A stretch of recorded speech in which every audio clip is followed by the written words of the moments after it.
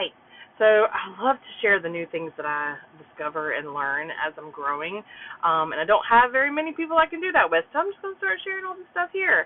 So for most of you that know me, know that I love human design, like a little obsessed with it. And I've been studying it for about 4 years now, and I've done tons of readings, and I've been able to recognize in people's charts people that have ADHD, ADD, any of the learning disabilities and things like that. And I knew there was a connection to autism. I just didn't know which gates those were. I just didn't realize what I was looking at. So I dug into a little bit more, and I found that like back in 1781, this big shift that we've been going through since then, when Uranus was discovered, it was awakening the collective to a much big shift, big change, because Uranus comes in as the big change maker, the destructor, the great awakening. And I kind of intuitively knew already from years of this, and also having a child that's on the spectrum, that autism was the next shift for humankind, for us to shift to. And that might ruffle some people's feathers, but hear me out. So the solar plexus has what's called like a second brain. I know people talk about the heart brain, but the solar plexus is a bundle of nerves that operates and connects and communicates emotionally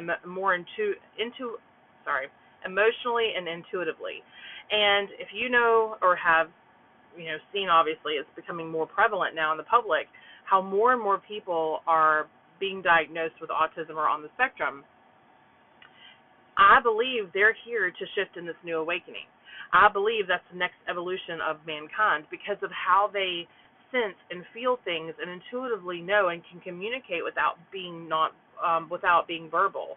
And then to see how society is changing and shifting for not only it's making us become softer. It's making us become more kinder and emotionally intuitive to what people we're almost being forced to really intuitively listen to what they're trying to say, which is something that we've not been in for a long time collectively. We've been much more in the lizard brain mental state for thousands of years because it was meant there to protect us.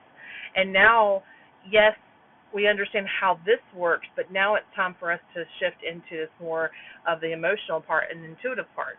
So I just thought that was really cool. It was to me, it was golden because I was like, oh my gosh, this is going to help people. And I actually went back and looked at tons of other charts that I've done to see where those markers were in people's charts. And I'm like, oh my gosh, yes. Even if they've not been diagnosed on the spectrum or autistic, they may not even realize it, but they have, it's in the mutation. They have it in their chart. For myself, I had a couple of the markers. My husband's chart had a couple of the markers, and we have 5 children between the two of us. Sorry, I was going to say 3. And they have markers. And one of our children has been diagnosed on the spectrum, and I've speculated that there are a couple of other that are. But anyway, I just thought that was really cool. And for anybody else that is interested in this stuff, you might think it's cool too.